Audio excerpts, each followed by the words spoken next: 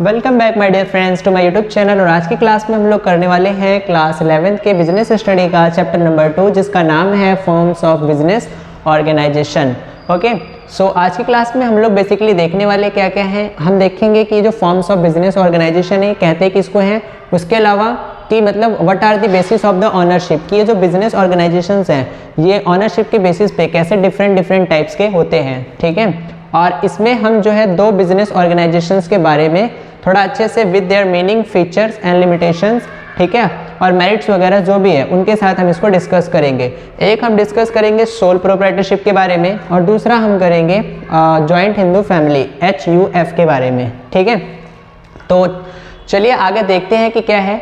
तो देखिए, ये जो फॉर्म्स ऑफ बिजनेस ऑर्गेनाइजेशन है, सबसे पहले इस शब्द का आप लोग ना मीनिंग ऐड कीजिए। फॉर्म्स ऑफ बिजनेस ऑर्गेनाइजेशन, देखो अगर हम जनरली बात करें तो आपने अपने आसपास देखे होंगे छोटे मोटे, कभी रिटेलर्स की शॉप देखी होगी, कभी कोई बड़ा सा शोरूम देखा होगा, कभी कोई मॉल देखा होगा, है ना।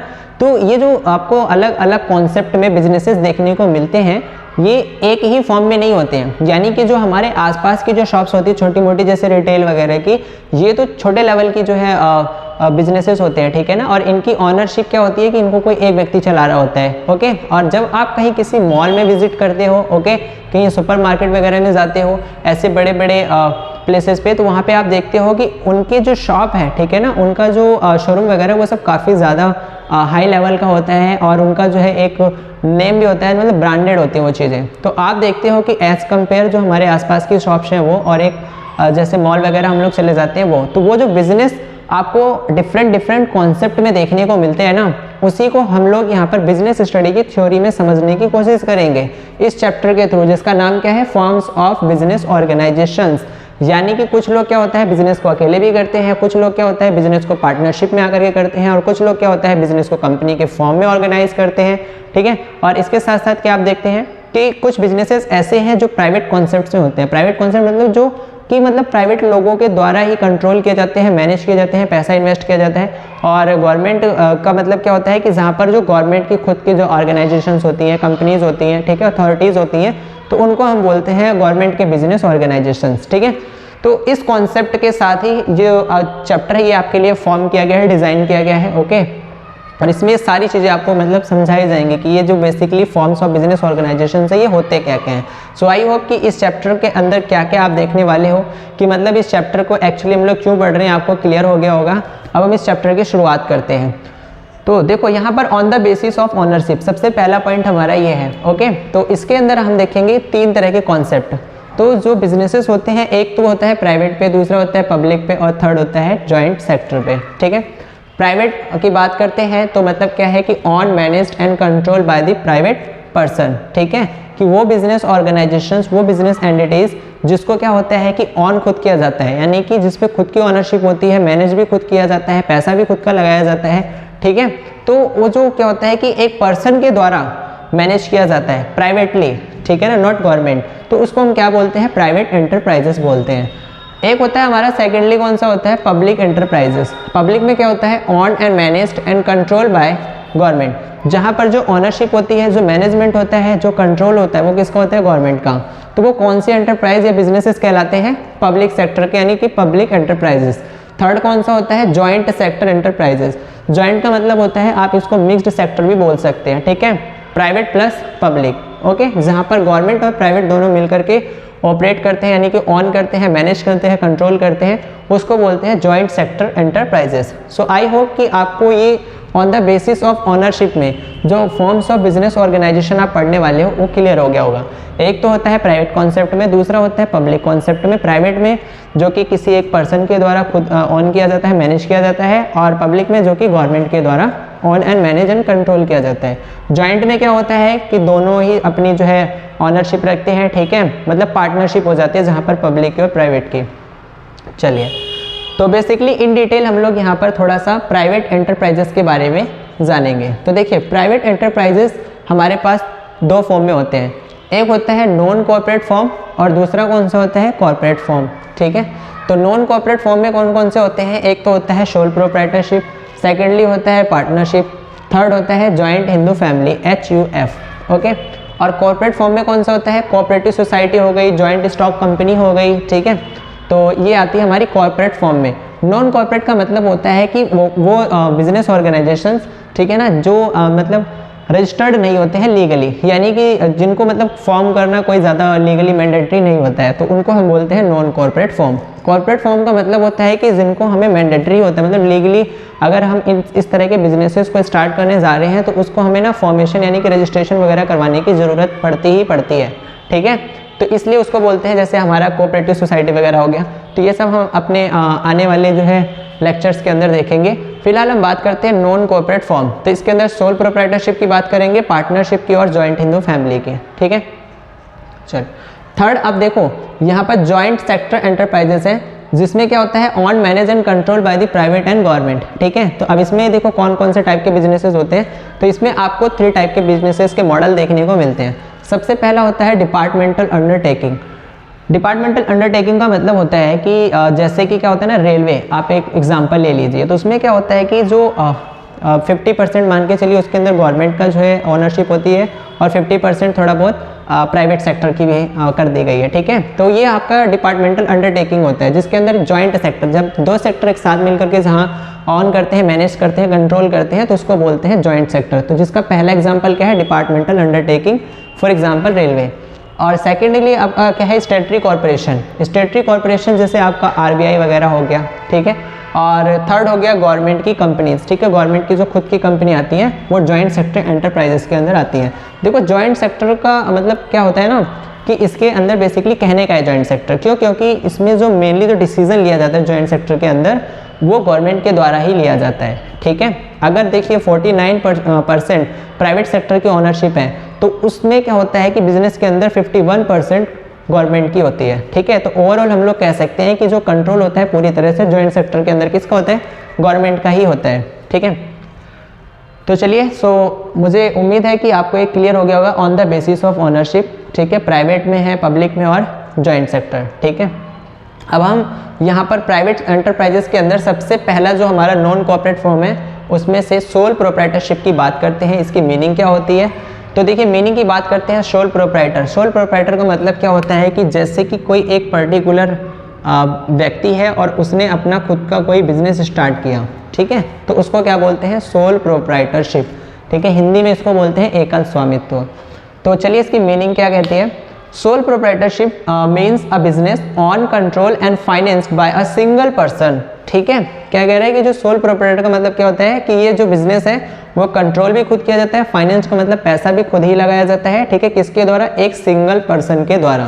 तो उसको क्या बोलते हैं, सोल प्रोप्राइटरशिप, ठीक है। Who is recipient of all profit and bearer of all risk, ठीक है। अब ये अकेला बिजनेस को स्थापित करता है, ठीक है, फॉर्मेशन करता है, एस्टेब्लिश करता है। तो भाई जो भी बिजनेस के अंदर प्रॉफिट होगा या लॉस होगा, उसका बेयरर भी यही होगा। अगर मान के चलिए अच्छा खासा प्रॉफिट होता है तो सारा प्रॉफिट इसके जिम्मे जाएगा, और अच्छा खासा लॉस होता है तो सारा का सारा लॉस भी इसी के जिम्मे जाएगा, ठीक है।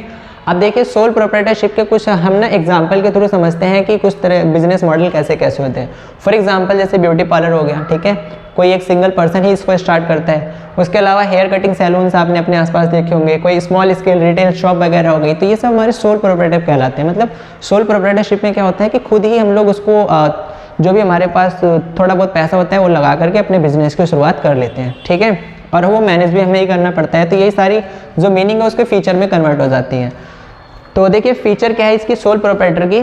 सबसे पहला होता है सिंगल ओनरशिप, ठीक है। सिंगल ओनरशिप बोले तो जो बिजनेस है इसका ऑनर सिर्फ एक ही होता है। पहली खास बात ये होती है कि आप किसी भी बिजनेस ऑर्गेनाइजेशन को कैसे देख करके गेट कर सकते हैं कि वो सोल प्रोप्राइटर है, पार्टनरशिप है या क्या है। तो उसकी आपको फीचर्स चेक करने चाहिए कि विशेषता क्या है, उसके अंदर खास बात क्या है। तो भाई सोल प्रोप्राइटरशिप की सबसे पहली खास बात है सिंगल ओनरशिप, अकेला व्यक्ति ओनर होता है। सेकंड क्या होता है, कंट्रोल, खुद का ही कंट्रोल होता है उसका। थर्ड क्या होता है, no separate legal entity. No separate legal entity का मतलब क्या होता है कि इसमें ये कॉन्सेप्ट नहीं है कंपनी वाला कि बिजनेस अलग मेंबर अलग, नहीं, इसके अंदर बिजनेस और मेंबर एक ही होते हैं, ठीक है। यानी कि अगर कल को ये किसी से लोन लेता है और इसको अच्छा खासा लॉस हो जाता है तो उस केस में इसका खुद का जो है लाइबिलिटी को पे ऑफ करने के लिए इसको अपने खुद की जो है अपने एसेट्स होंगी ना, पर्सनल एसेट्स, वो भी इसको सेल करनी पड़ जाएंगी, ठीक है ना। तो इसलिए यहाँ पर नो सेपरेट लीगल एंटिटी होती है कि मतलब जो बिजनेस है और जो मेंबर है वो अलग अलग नहीं होते, वो एक ही होते हैं, ठीक है। यानी कि जिस दिन मेंबर मान के चलो कभी बीमार पड़ गया, कुछ हो गया, तो उस दिन बिजनेस नहीं खुलेगा, ठीक है। और जिस दिन वो स्वस्थ है उस दिन बिजनेस खुलेगा। तो आप इसको ऐसे भी समझ सकते हैं, no separate legal entity. Third क्या होता है, अनलिमिटेड लायबिलिटी। अनलिमिटेड लायबिलिटी का मतलब होता है कि भाई अगर बिजनेस को प्रॉफिट नहीं होता है, कल को बिजनेस के ऊपर लायबिलिटी ज़्यादा हो जाती है, तो वहाँ पर क्या होता है, बिजनेस के पास जितना खुद की एसेट्स होगी वो तो सारी बेच करके पे ऑफ करनी पड़ेगी, लेकिन साथ के साथ ऑनर को अपनी जो सेविंग्स है उसमें से भी निकाल के देना पड़ेगा, ठीक है ना। तो ये इसका एक फीचर होता है। फिफ्थ फीचर क्या होता है, नो लीगल फॉर्मेलिटीज़, कि भाई सोल प्रोप्राइटरशिप में मतलब सिंगल बिजनेस कोई व्यक्ति स्टार्ट करना चाहता है तो उसको किसी भी तरीके से मतलब लीगली कोई ये मैंडेटरी नहीं है कि आप सबसे पहले जाओ रजिस्ट्रेशन कराओ, कंपनी फॉर्म करो, ऐसा कुछ नहीं है। आपके जिम्मे पैसे है, आप छोटा मोटा बिजनेस स्टार्ट कर सकते हैं, ठीक है ना। तो ये इसकी एक फीचर होती है, नो लीगल फॉर्मेलिटीज़। सिक्स्थ देखो, sole risk bearer and profit recipient, मतलब चित भी इसी का पट भी इसी का, कि भाई अब ये क्या होता है, इसकी एक खास बात ये होती है कि ये अकेला बिजनेस को कंट्रोल करता है, मैनेज करता है, फाइनेंस करता है, पैसा लगाता है, ठीक है।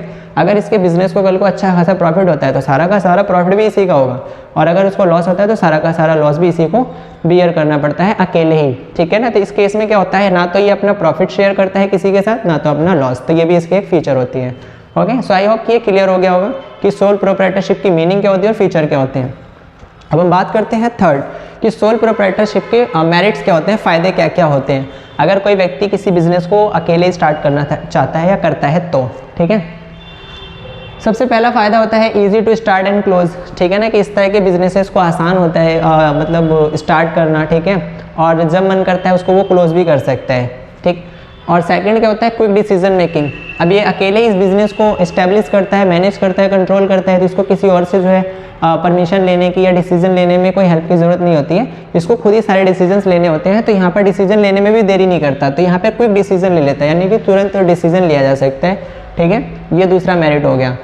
थर्ड क्या होता है, नो लीगल फॉर्मेलिटीज़, ठीक है ना। इस तरह के बिजनेस को इस्टेब्लिश करने में, स्टार्ट करने में हमें किसी भी तरह की कोई लीगल फॉर्मेलिटीज़ वगैरह पे ऑफ नहीं करनी पड़ती हैं, और यानी कि बिजनेस का रजिस्ट्रेशन वगैरह इसके अंदर मैंडेटरी नहीं होता है। और उसके अलावा फिफ्थ क्या होता है, sole risk bearer and profit recipient, ठीक है। वही जो इसकी फीचर थी वही इसकी मेरिट्स में कन्वर्ट हो गई, है ना, कि भाई अगर बिजनेस को अच्छा खासा प्रॉफिट होता है तो प्रॉफिट भी इसी के जिम्मे जाएगा, और लॉस होता है तो लॉस भी इसी के जिम्मे जाएगा। मतलब ये अकेले बियर करेगा, उसको शेयर नहीं कर सकता किसी और के साथ, ठीक है ना। क्यों, क्योंकि बिजनेस ही यही है, ठीक है। खुद ने स्टार्ट करा है, खुद ही मैनेज कर रहा है, खुद ही सब कुछ कर रहा है, तो फिर प्रॉफिट एंड लॉस का बियरर भी यही होता है। चलिए अब देखिए फोर्थ इसकी लिमिटेशन क्या होती है, ठीक है, सोल प्रोप्राइटरशिप की। पहली लिमिटेशन होती है लिमिटेड फाइनेंशियल रिसोर्सेज, ठीक है। अब आप सोच करके देखो कि अगर अकेले बिजनेस स्टार्ट करता है, कंट्रोल खुद करता है, फाइनेंस खुद करता है ना, तो यहाँ पर अगर इसका बिजनेस आगे की ओर ग्रो करता है तो सबसे पहले जो इसको प्रॉब्लम आएगी वो किसकी आएगी, फाइनेंस को लेकर के आएगी। तो अब ये अपने बिजनेस को अगर और बड़ा करना चाहता है तो अपने पास से या तो सेविंग लगा लेगा या तो किसी से लोन ले लेगा, ठीक है ना, तो ऐसे करेगा। लेकिन अगर इसको बहुत ज़्यादा अमाउंट में, मतलब ह्यूज अमाउंट में इसको कैपिटल की ज़रूरत होगी तो यहाँ पर ये अकेले जो है उसको अरेंज करने में कैपेबल नहीं होगा। तो इसलिए पहली लिमिटेशन इसकी होती है लिमिटेड फाइनेंशियल रिसोर्सेज, इसके पास कुछ ही ऑप्शंस होते हैं, ओके। क्योंकि अगर ये किसी बैंक के पास भी जाएगा और बहुत सारा लोन लेने की कोशिश करेगा तो बैंक भी इससे पूछेगा कि आपका बिजनेस का टर्नओवर कितना है, आपका बिजनेस का स्केल कितना है, ठीक है ना, बिजनेस का साइज क्या है, तो फिर उसके हिसाब से इसको लोन मिलेगा। तो मतलब क्या है कि जितना बड़ा बिजनेस होगा उसके हिसाब से उसको लोन मिलेगा। तो मतलब अगर ये अपनी कैपेबिलिटी से बाहर सोचेगा कि मुझे फाइनेंशियली हेल्प मिल जाए तो नहीं मिल सकती। तो इसकी पहली लिमिटेशन होती है लिमिटेड फाइनेंशियल रिसोर्सेज। सेकंड क्या होता है, लिमिटेड मैनेजरियल एबिलिटी। अब ये अकेले ही अपने बिजनेस को ऑपरेट कर रहा होता है तो इसके पास जितनी अपनी एफिशिएंसी होती है, जितनी इसकी स्किल्स होती है, जितनी इसकी नॉलेज होती है, 100% सारी अपने बिजनेस के अंदर ये इंप्लीमेंट कर देता है। तो अकेले ही इंप्लीमेंट करता है तो इसकी एक लिमिटेशन ये हो जाती है कि यहाँ पर जो है बिजनेस अच्छे से मैनेज भी नहीं हो पाता है कभी कभी, ठीक है ना, तो क्योंकि इसको अकेले ही डिसीजन लेने पड़ते हैं। तो यहाँ पर एक लिमिट ये हो जाती है कि इसको मैनेजरियल एबिलिटी, यानी कि अगर कभी मैनेजमेंट में कुछ ऐसी गड़बड़ी आ जाती है तो जिसमें खुद कैपेबल नहीं होता है कि मैं अपने बिजनेस को कैसे मैनेज करूँ, ठीक है। थर्ड पॉइंट क्या होता है, अनलिमिटेड लायबिलिटी। अब आपको पता है क्योंकि अब इस बिजनेस ही ऐसा है सोल प्रोप्राइटरशिप, तो इसके अंदर इसकी एक लिमिटेशन क्या होती है कि भाई अगर कल को बिजनेस अपनी एसेट से ज़्यादा लायबिलिटी क्रिएट कर देता है तो उस केस में ऑनर को खुद की सेविंग्स या पर्सनल प्रॉपर्टी सेल ऑफ करनी पड़ेगी बिजनेस की लायबिलिटी को पे ऑफ करने के लिए, ठीक है। तो ये इसकी थर्ड लिमिटेशन होती है अनलिमिटेड लायबिलिटी। फोर्थ क्या होता है, अनसर्टेन लाइफ। अनसर्टेन लाइफ का मतलब है जब तक मेंबर है तब तक बिजनेस है, जिस दिन मेंबर गया उस दिन बिजनेस भी गया, ठीक है ना। क्यों, क्योंकि ये अकेले बिजनेस को ओपन कर रहा होता है, यानी यहाँ बिजनेस का मतलब ही मेंबर है और मेंबर का मतलब ही बिजनेस है, ठीक है ना, कोई सेपरेट लीगल एंटिटी नहीं है इसके अंदर, ठीक है। जिस दिन ये इसकी डेथ होगी उस दिन बिजनेस ठप खत्म, फिर ये चाहे 5 साल से चलाता रहो 10 साल से चलाता आ रहा हो, ओके। तो यहाँ पर इसकी लिमिटेशन होती है अनसर्टेन लाइफ। फिफ्थ क्या होता है, लिमिटेड स्कोप ऑफ एक्सपांशन, ठीक है। तो यहाँ पर जो बिजनेस होता है अगर उसको बात करें हम बढ़ाने की, तो जो सोल प्रोप्राइटरशिप होता है वो एक लिमिटेड एरिया तक ही अपने बिजनेस को ग्रो कर सकता है, ठीक है ना। और अगर उसके आगे उसको और ग्रो करना चाहता है, एक्सपांड करना चाहता है, तो उस केस में इसको पार्टनरशिप जैसी फॉर्म में अपने आप को कन्वर्ट करना पड़ेगा, अकेले सारी चीज़ें नहीं की जा सकती है, ठीक है। तो ये इसकी एक लिमिटेशन हो जाती है, लिमिटेड स्कोप ऑफ एक्सपांशन, ठीक। चलिए, तो ये था ऑल अबाउट सोल प्रोप्राइटरशिप। अब हम बात करते हैं जॉइंट हिंदू फैमिली, ठीक है। तो नाम से ही पता लग रहा है जॉइंट हिंदू फैमिली, यानी कि ऐसा बिजनेस जिस बिजनेस को ऑपरेट करने वाले ओनली कौन होते हैं, हिंदू फैमिली के लोग ही होते हैं, ठीक है ना। तो इसलिए इसको बोला गया है जॉइंट हिंदू फैमिली, यानी कि जो हमारे पूर्वजों का बिजनेस है वो आज हमारी अपकमिंग जनरेशन या करंट में जो हम लोग हैं हिंदू लोग, वो हम लोग इसको ऑपरेट कर रहे होते हैं, ठीक है ना, अपने बिजनेस को मैनेज कर रहे होते हैं। यानी पीढ़ी दर पीढ़ी जो बिजनेस चला होता है हिंदू फैमिली के अंदर उसको बोलते हैं जॉइंट हिंदू फैमिली, ठीक है। तो चलिए इसकी मीनिंग देखते हैं। So it is owned by the member of undivided joint Hindu family any managed and managed by the eldest member of the family known as karta, ठीक है। तो जॉइंट हिंदू फैमिली क्या कहती है कि it is owned by the member of undivided joint Hindu family. Undivided joint Hindu family मतलब इसको पूरा परिवार मिलजुल करके चलाता है, okay. And managed by the eldest member of the family known as karta, और उस पूरे परिवार के अंदर जो सबसे बड़ा जो हेड होता है, जो मुखिया होता है, ठीक है ना, जो फादर होते हैं उसको हम लोग कर्ता बोलते हैं, ठीक है। तो ये इसकी मीनिंग होती है। अब अगर हम बात करें कि जॉइंट हिंदू फैमिली के अंदर अगर हम बात करें कि मेंबरशिप की, तो मेंबरशिप की क्या होती है कि इसमें ना 2 टाइप की आपको पूरे इंडिया के अंदर देखने को मिलेगा। और एक इसकी खास बात यह है कि जॉइंट हिंदू फैमिली बिजनेस सब जो है वो केवल इंडिया के अंदर ही देखने को मिलता है, रेस्ट ऑफ द वर्ल्ड आपको कहीं भी ये देखने को नहीं मिलेगा। तो इसकी एक फीचर ये भी है, ओके। अगर कभी भी एमसीक्यू में आ जाए तो आप बता देना। तो जॉइंट हिंदू फैमिली का आपको नाम से ही पता लग रहा है कि भाई इसको चलाने वाले सिर्फ जो हिंदू कास्ट के लोग हैं सिर्फ वही लोग ऑपरेट करते हैं। अगर अदर कास्ट के लोग इस तरह का कोई बिजनेस कर रहे होंगे फैमिली के साथ तो हम उसको नहीं बोलेंगे जॉइंट हिंदू फैमिली है, ठीक है ना। हम जो हिंदू फैमिली के लोग हैं हम सिर्फ उसी को ही लेकर के बोलेंगे कि जॉइंट हिंदू फैमिली है, ओके। तो मेंबरशिप बाय बर्थ, अब देखो इसमें क्या होता है कि अगर जॉइंट हिंदू फैमिली के अंदर बिजनेस के अंदर जो मेंबरशिप है वो कैसे मिलती है, तो 2 तरीके से मिलती है। एक होता है दाय भाग सिस्टम और दूसरा होता है मिताक्षरा सिस्टम, ठीक है। दाय भाग के अंदर क्या होता है, बेसिकली हमारे इंडिया के अंदर 2 स्टेट है, एक होता है वेस्ट बंगाल और दूसरा है सिक्किम, ठीक है। तो वेस्ट बंगाल और सिक्किम के अंदर क्या होता है कि वहाँ पर जो हमारी हिंदू फैमिली का बिजनेस होता है उसके अंदर जो मेंबरशिप होती है वो दोनों की होती है, यानी कि कहने का है मैन की भी होती है और वुमेन की भी होती है। लेकिन एक हिसाब से आप ऐसे कह सकते हैं कि यानी कि वहाँ पे क्या होता है कि बाप की प्रॉपर्टी में बेटे का भी हक है और बेटी का भी हक है। तो ऐसा सिर्फ 2 स्टेट में होता है इंडिया के अंदर, कौन सा, वेस्ट बंगाल और सिक्किम में बस। और सेकंड सिस्टम कौन सा है, मिताक्षरा सिस्टम। मिताक्षरा सिस्टम क्या होता है कि भाई वेस्ट बंगाल और सिक्किम को छोड़ करके rest of the all over India के अंदर जितने भी स्टेट्स हैं वहाँ पर क्या होता है बाप की प्रॉपर्टी में सिर्फ बेटे का हक होता है, आप ऐसे समझ लो, ठीक है। यानी कि जो पापा के बाद बिजनेस संभालेगा वो कौन संभालेगा, बेटा। तो ये मिताक्षरा सिस्टम होता है।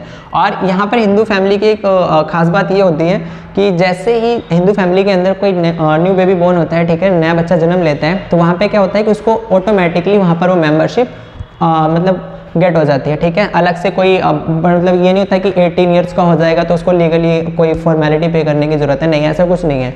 बस बर्थ से ही उसको ऑटोमेटिकली जो है मेंबरशिप गेट हो जाती है, ठीक है। तो ये जॉइंट हिंदू फैमिली में मेंबरशिप इस तरीके से मिलती है।